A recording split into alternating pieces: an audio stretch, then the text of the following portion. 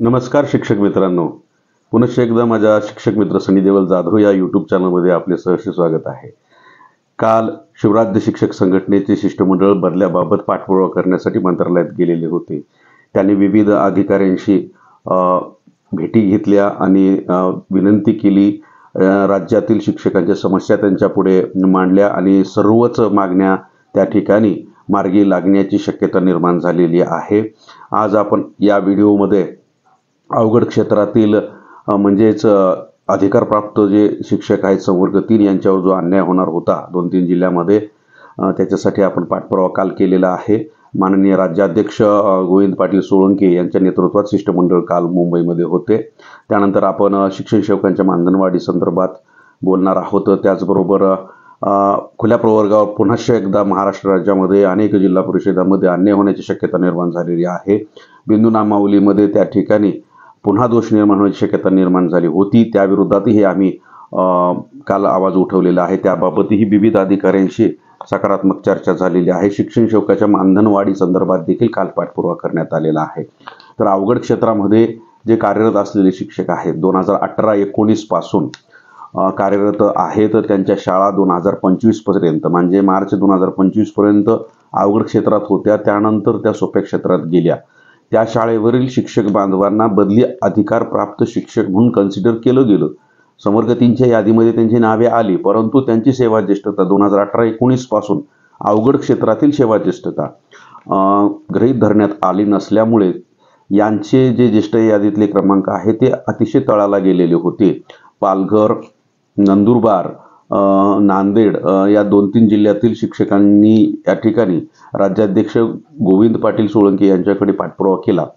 तेव्हा त्यांनी तातडीने मुंबईला जाण्याचा निर्णय घेतला आणि त्याचबरोबर शिक्षण सेवक यांच्या मानधनवाढी संदर्भात देखील अनेकांचे त्या ठिकाणी फोन होते. त्या संदर्भात देखील आपण पाठपुरावा केलेला आहे. तर अवघड क्षेत्रातील संवर्ग 3च्या शिक्षक संदर्भात DO कक्षाधिकारी ग्रामविकास विभाग यांच्याकडे पाठपुरावा संघटनेमार्फत करण्यात आला. तेव्हा कक्षाधिकाऱ्यांनी विन्सिस कंपनीला फोन करून त्या संदर्भात चर्चा केलेली आहे आणि दीर्घ चर्चा यावर झालेली आहे आणि निश्चितच तोडगा निघालेला आहे आणि या 2 दिवसामध्ये या गोष्टीबाबत निश्चित या ठिकाणी सुधारणा होईल अशी अपेक्षा आहे. त्यानंतर शिक्षकांच्या आंतरजिल्हा बदल्या संदर्भात देखील आपण पाठपुरावा केलेला आहे. ग्रामविकास विभागातील जबाबदार अधिकाऱ्यांनी सांगितलेले आहे की आम्ही आंतरजिल्हा बदल्या करण्यासाठी उत्सुक आहोत, आम्ही आंतरजिल्हा बदल्या करणार आहोत, परंतु शिक्षकांचे विविध समूह बदले विरोधी सक्रिय झालेले आहेत. जिल्ह्यांतर्गत बदल्या असतील किंवा आंतरजिल्हा बदल्या असतील, काही समूहांना बदल्या होऊ द्यायच्या नाही आहेत. ते येणेकेने प्रकारे त्या ठिकाणी बदल्यांना अडथळा आणत आहेत. त्यावर आम्ही सांगितलं की आम्ही 2017-18 पासून शिक्षकांच्या बदल्यांच्या पाठीशी आहोत, शिक्षकांच्या बदल्यांच्या बाजूने आहोत. ग्रामविकास विभागामार्फत या ठिकाणी ज्या काही ऑनलाईन आंतरजिल्हा बदल्या जिल्हा बदल्या झालेल्या आहेत यासाठी आम्ही नेहमी सकारात्मक राहिलेलो आहोत. खुला प्रवर्ग कर्मचारी महासंघ या नावाने आम्ही आजवर काम करत होतो. आज शिवराज शिक्षक संघटनेमार्फत आम्ही काम करत आहोत. आंतरजिल्हा बदल्या होणारच आहेत, ही गोष्ट या ठिकाणी अधोरेखित झालेली आहे. शिक्षण सेवक मानधनवाढी संदर्भात या ठिकाणी कोर्टाच्या निर्णयाचा हवाला देऊन कक्षाधिकारी शालेय शिक्षण विभाग यांच्याशी देखील चर्चा झालेली आहे. संवर्ग 4 म्हणजे संवर्ग 4 जे आहेत कर्मचारी, म्हणजे त्याला आपण म्हणूया की क्लास 4 कर्मचारी आहेत, त्यांचं जे वेतन असतं किमान वेतन तितकं शिक्षण सेवकांना मानधन दिलं जावं असे काही कोर्टाचे निर्णय आहेत. त्याचा हवाला देऊन या ठिकाणी शिक्षण सेवकाचं मानधनवाढी संदर्भात पाठपुरावा करण्यात आलेला आहे. विशेष शिक्षक जे समग्र शिक्षा अभियानातून विविध गट साधन केंद्राला काम करत होते यांचा कायम समावेश स्थायी सेवेमध्ये करण्याचा निर्णय झालेला आहे. ऑक्टोबर 2024 मध्ये शालेय शिक्षण विभागाचं तसं शासन निर्णय आहे, कोर्टाचे आदेश आहेत, मंत्रिमंडळ बैठकीतील आदेश आहेत. त्यानुसार समायोजनाची प्रक्रिया सुरू आहे. प्रत्येक केंद्रावर एक विशेष शिक्षक दिव्यांग विद्यार्थ्यांना मार्गदर्शन करण्यासाठी नेमला जाणार आहे. परंतु यांची नियुक्ती करत असताना त्यांच्या जात प्रवर्गाच्या आरक्षणानुसार नियुक्ती करायची होती असे निर्देश होते.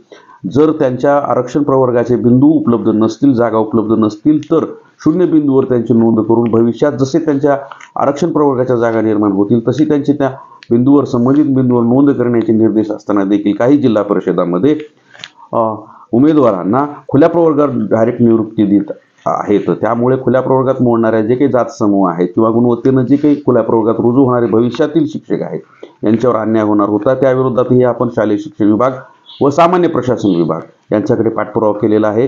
लगेचच त्या संबंधित जिल्हा परिषदेच्या नावाने पत्र निघून त्या ठिकाणी या सर्व गोष्टींना अटकाव होणार आहे. त्याचबरोबर महानगरपालिकेतील कर्मचाऱ्यांना वेळेवर 100% पगार शालेय शिक्षण विभागामार्फतच व्हावा, त्यासाठी वित्तीय तरतूद व्हावी, यासाठी देखील आम्ही पाठपुरावा केलेला आहे. शालेय शिक्षण विभागाकडे त्यासाठी पाठपुरावा केलेला आहे. आणि सर्व ज्या काही आम्ही मागण्या काल मंत्रालयामध्ये किंवा आमच्या संघटनेमार्फत गोविंद पाटील सोळंकी, कोनाळे सर यांच्या माध्यमार्फत आणि इतर शिक्षक यांच्यामार्फत जे काही केलेले आहेत त्या सर्व मागण्यावर सकारात्मक चर्चा झालेली आहे, दीर्घ चर्चा झालेली आहे.